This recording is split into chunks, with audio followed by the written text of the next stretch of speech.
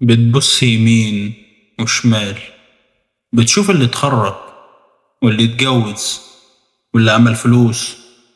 بتحس انك واقف مكانك، صح؟ المشكلة مش انك متأخر، المشكلة انك باصص في ساعة غيرك. الحياة مش سباق 100 متر، الحياة رحلة، كل واحد فينا ليه توقيت خاص بيه. الشمس بتطلع في وقتها والقمر بيطلع في وقته، وعمرنا ما قلنا الشمس اتأخرت. انت كمان ليك طلعتك، بس محتاجة سعي مش مقارنة. ركز في ورقتك وطور من نفسك في الصمت، وما تقلقش، قطرك هيوصل في الميعاد اللي ربنا كاتبهولك، وهو ده أنسب ميعاد. ابدأ بجد، سيب الباقي على صاحب التدبير.